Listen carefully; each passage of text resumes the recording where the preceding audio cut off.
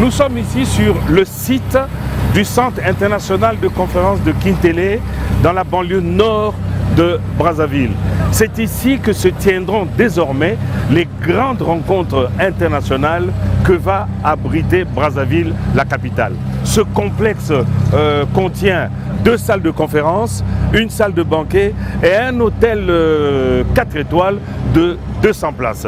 Sur le point des travaux, nous allons avoir tout à l'heure un entretien avec le chef de la mission de contrôle du chantier. Mais avant tout, Nano Kunga nous donne un avant-goût de ce qui se fait ici. Construit sur une superficie de 31 500 m², le Centre international de conférence de Kintélé, dont les travaux ont démarré le 1er novembre 2015, est réalisé à 97%. L'ouvrage en phase d'achèvement est en cours d'équipement et sa remise officielle ne saurait tarder, a souligné le chef de ce chantier. Comme vous le voyez, il y a des bureaux, des chaises, des draps, tout ça et des rideaux qui sont dans des cartons, juste à installer. Mais pour le moment, on ne peut pas installer parce qu'il y a l'entretien. Donc il y a le nettoyage. Après le nettoyage, ils le feront d'ici 2 à 3 semaines qu'ils le feront. Si Dieu le veut, dans 2 semaines, tout peut être prêt. En tant que chef de chantier, c'est de bien travailler. Surtout dans ce chantier, tout le monde a bien travaillé. Et le plus encore, ce qui reste à faire, c'est de remettre les clés dans les délais. Le projet de construction de ce joyau à ossature métallique se réalise en 2 volets. Le premier concerne la construction du centre de conférence proprement dit, comprenant notamment un auditorium au palais de congrès de 1500 places, avec cabine de presse, une grande salle de banquet de 1000 places, ainsi qu'une salle de réunion présidentielle avec vidéoprojection de 375 places, dont 75 places destinées aux chefs d'État et 300 places à leurs collaborateurs à raison de 4 collaborateurs pour chaque chef d'État.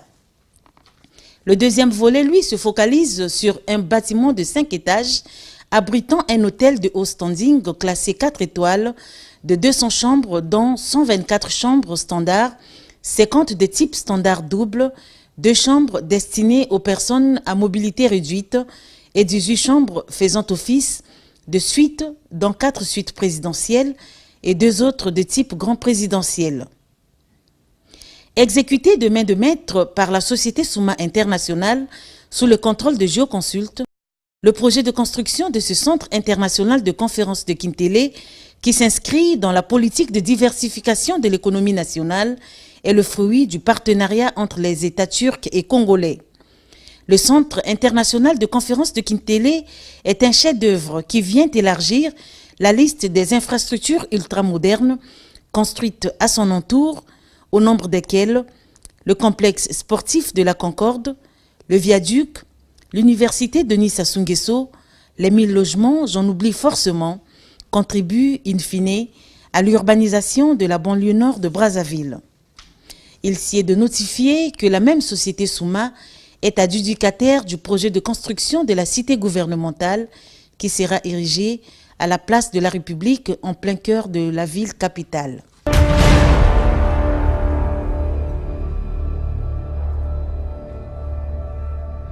Merci Nano Kunga pour votre reportage. Maintenant, sur ce plateau improvisé, je vais m'entretenir avec le représentant de la mission de contrôle du chantier, M. Arsène Mpika Mokoko. M. Mpika, merci de nous recevoir dans des conditions différentes d'un studio classique. Alors, ce centre international de conférence, qui est un des joyaux en construction ici dans la périphérie nord de Brazzaville.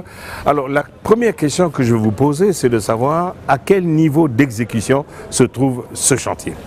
Merci M. Jean-Claude Kakou. Vous êtes les bienvenus, hein, c'est votre chantier, vous venez comme vous voulez. Donc actuellement, le chantier se trouve, si je me réfère sur le dernier décompte du mois d'août, en août on est à 95%, mais à la date d'aujourd'hui nous sommes à 87% d'exécution des travaux sur l'ensemble du projet. Comme vous pouvez constater, les équipes de finition sont à pied d'œuvre, mais il ne reste pas grand chose pour pouvoir livrer le projet. Ce chantier a commencé quand ? Officiellement, la date de démarrage du chantier a été fixée au 1er novembre. 1er novembre 2015. 2015 que vous avez commencé les travaux. Exactement. Et en ce moment, vous êtes Comment vous avez dit 97% de réalisation de travaux.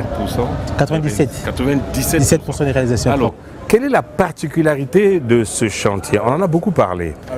Bon, la partie du chantier, c'est qu'en fait, c'est un chantier qui combine en même temps le béton armé et la structure métallique. Donc l'ossature du bâtiment est exclusivement en structure métallique, mais les fondations sont en béton armé.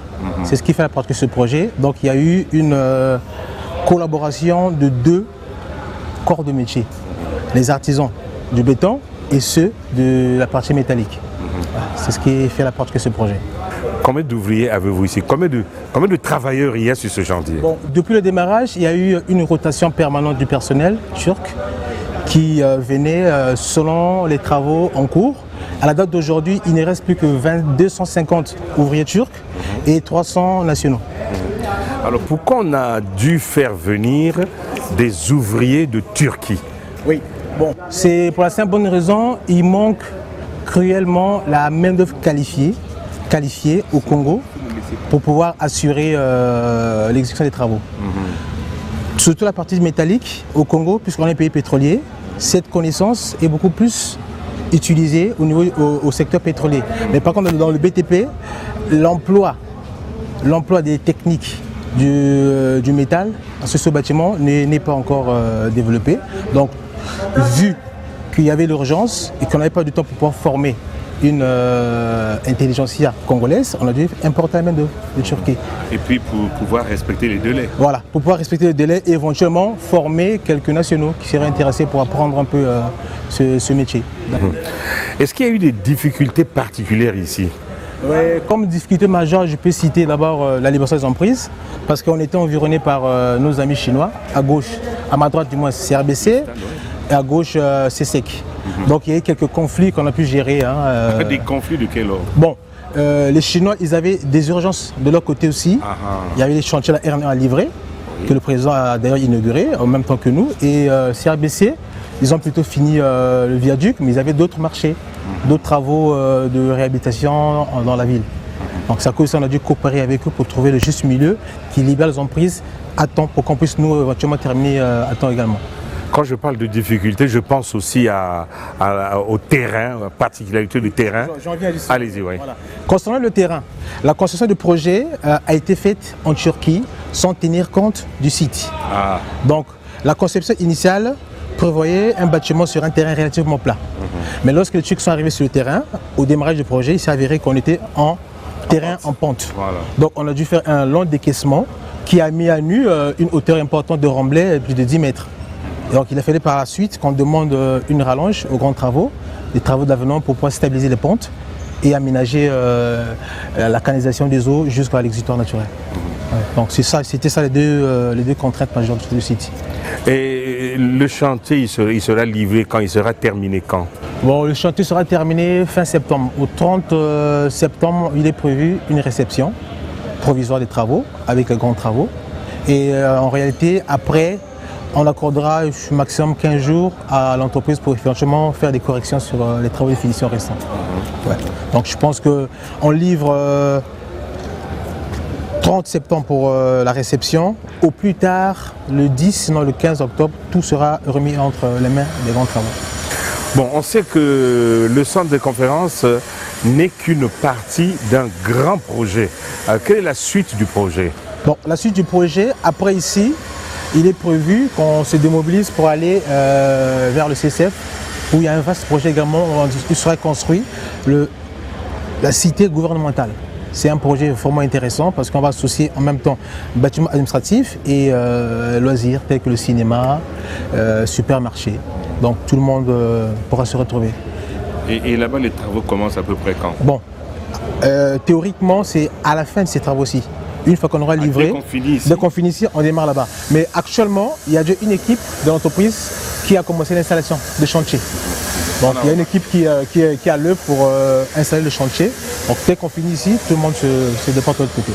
Oui, mais sur le chantier de la cité gouvernementale, qui va travailler là-bas? Qui allez-vous utiliser là-bas?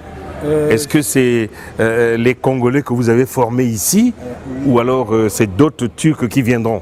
Bon, il y a une majorité des Congolais qui ont été formés, qui seront utilisés, mais vu qu'il faut une certaine compétence, qu'ils n'ont pas eu le temps d'assimiler en une année, on ferait éventuellement intervenir d'autres Turcs pour pouvoir supplier et continuer la formation. Ouais. Donc il y aura la même organisation interne. Rappelez-nous un peu le contenu du projet là-bas, la cité gouvernementale. Il y aura quoi et quoi? Il y aura des bâtiments gouvernementaux, donc beaucoup de ministères. La répartition à la date actuelle n'est pas encore figée, tout en discussion de grands travaux. Donc il y aura des locaux pour le gouvernement, il y aura des locaux réservés pour le cinéma, les loisirs, il y aura également un supermarché. Et éventuellement, on va reconstruire le bâtiment de la police à neuf, parce que l'actuel sera démoli. Le commissariat central. Ouais. Donc sur le site, il ne restera que l'église Saint-François et l'actuel bâtiment du ministère de la Justice, comme c'est un nouveau bâtiment. Oui, nouveau bâtiment. Ces deux bâtiments resteront, mais sinon le reste sera démoli. Et pourquoi on garde l'église Saint-François? Bon, c'est historique. C'est un monument historique. C'est un monument historique, donc pour essayer un peu de se retrouver avec tout le monde, quoi, que les gens ne soient pas lésés, qu'il y a un peu d'histoire dans la modernité. Vous allez, vous allez l'améliorer ou vous le conservez tel qu'il est? Bon, qu'est-ce qu'on vous a demandé là-dessus? Jusqu'à présent, rien n'est encore dit, mais vraisemblablement, vu la beauté de ce qui sera construit là-bas, il faut éventuellement essayer de rehausser un peu le standing, soit la clôture. Oui. Bon, le bâtiment il est assez beau déjà, peut-être soit le standing de la clôture et éventuellement refaire peut-être la peinture. Bon. Qu'est-ce que vous savez de l'expérience de cette société Souma, à part ce travail qu'ils font ici au Congo? Bon, je sais que Souma a construit la même chose en miniature au Sénégal. Ah, en plus petit? En plus petit, oui, une salle de conférence. Actuellement, ils sont en train d'élargir pour essayer un peu d'atteindre notre standing. Donc, on a copié au Sénégal. Les Sénégalais ont vu l'expérience chez nous et ils veulent rattraper. Ah, c'est intéressant. Voilà. Donc, à Kigali, ils ont fait pareil. À Kigali, en Guinée équatoriale. En Guinée équatoriale. Les mêmes dimensions? Non, que chez nous. Pas les mêmes dimensions. Chez nous, en tout cas, c'est le plus gros. Ah, c'est le plus gros? Ouais, c'est le plus gros en Afrique. Ah, donc les autres veulent maintenant un peu s'aligner à l'exemple du Congo. Donc on est un bon apprenant, quoi. Absolument. On apprend pour mieux faire. C'est une très bonne chose. Absolument. Voilà. Donc en Afrique, ils sont installés et de par le monde aussi, ils ont réalisé pas mal de projets. En Russie, aux États-Unis, au Singapour, le Moyen-Orient. Oui, des grands chantiers. Je pense qu'avec le temps, on pourra vous montrer une maquette de présentation de l'entreprise où ils situent tous les grands bâtiments qu'ils ont réalisés dans le monde. Mais c'est une très grande entreprise. Ils sont cotés parmi les 5 premiers en Turquie. Oui, c'est une très grande entreprise. En tout cas, ils ont l'expérience des travaux du bâtiment. Alors, rentrons maintenant dans les détails de l'exécution de ce chantier Centre international de conférence. Alors, la partie électricité, est-ce qu'elle est prête? La partie électricité, oui, elle est prête. Les installations sont faites. Tous les bâtiments sont connectés au réseau interne. La SNE a également... Le bâtiment derrière nous, là, c'est quoi? Celui-là, c'est l'hôtel. C'est l'hôtel. Ouais, l'hôtel 4 étoiles. Juste à l'extrême, à votre extrême gauche, c'est les locaux pour les restaurants publics, les boutiques. Et là, nous avons la galerie des... On était à l'électricité, oui. C'est fait. Donc, l'électricité, tout est fait. Toutes les installations sont faites. Il y a la connexion en plus avec le réseau SNE qui est arrivé sur le site. Donc, vous verrez, tous les bâtiments actuellement éclairés. Alimenté par la SNE. Voilà. Alimenté par la SNE, en plus il y a un réseau secondaire de relais. Vous avez vos groupes électrogènes ici? 3 générateurs, oui. D'accord. Alors la sonorisation, c'est très important pour les salles de conférence. Exactement. La sono également, tout est équipé. Vous verrez à l'intérieur des baffes, que ce soit à l'hôtel, dans le restaurant, les différents bâtiments, tout est déjà équipé. On a fait des tests dessus, tout est opérationnel. Le froid, la clim. Le froid, pareil. Le froid, on a fait des tests au fur et à mesure de la livraison provisoire en interne des bâtiments. Donc, on a fait des tests à l'hôtel, c'est concluant. Les tests au restaurant, c'est concluant. Il nous reste à faire les tests au niveau de salle de congrès. Ça, c'est le dernier bâtiment qui est en travaux. Ah, justement. Ouais. En parlant de la grande salle de conférence, ouais. Est-ce qu'elle est équipée Ouais, l'équipement en cours, vous verrez tout à l'heure lors de la visite, tous les sièges sont installés. Mais il reste quelques finitions dans la sonorisation et tout ce qui est partie électrique interne de la boîte pour qu'il y ait une possibilité de modifier la salle en cas de spectacle autre que les conférences. Et la salle des banquets? La salle des banquets, pareil, juste derrière nous. Tout est fini. Les cloisonnements sont sont en arrière, stockés. Donc on fera des tests avant la livraison du bâtiment. Parce que la salle est prévue contenir 1000 personnes en position debout. Ah bon? Ah ouais, en position debout, mais en position assise, elle peut contenir jusqu'à 640 personnes. Donc elle est divisible en 3. Une grande salle de 320 personnes et 2 petites salles de 120. C'est le croisement qui est prévu, vous verrez. Il reste juste à aménager les tables, les chaises, mais sinon tout le reste du bâtiment est fait. Et la salle présidentielle? Voilà. Bon, la salle présidentielle, c'est... Oui, qu'est-ce qu'on fait dans la salle présidentielle? Dans la salle présidentielle, c'est une salle de réunion. Une salle de réunion. Voilà, donc notre président pourra recevoir 74 autres hôtes. Voilà. En tout, 75 présidents peuvent s'y réunir avec chacun 4 conseillers. Ah bon? Ouais. Et il y a derrière 3 salles VIP, d'entretien en privé. Et cette salle est à quel niveau? Les travaux sont vraiment avancés, oui, c'est fini. On installe les sièges et les travaux qui se constatent actuellement dans les salles VIP derrière. Finalisation des toilettes notamment et puis apport d'équipement mobilier. Parlons maintenant de l'hôtel qui est juste derrière nous. Alors où est-ce que vous en êtes? Bon, présentement, nous sommes en phase équipement. Équipement et nettoyage, puisque c'est bientôt la réception. On est en train d'équiper toutes les chambres en lit et le reste du meublement.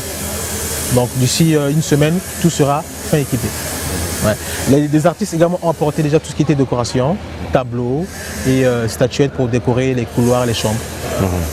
Alors parlez-moi un peu de l'ambiance de travail entre les ouvriers turcs et les ouvriers congolais. Est-ce que ça se passe bien? Ça se passe bien plutôt en langage de signes, parce qu'il y a une barrière linguistique. Voilà. Absolument. Beaucoup de choses qui sont ici ne s'expriment pas en français et nos Congolais également ne connaissent pas l'anglais qui pourrait être...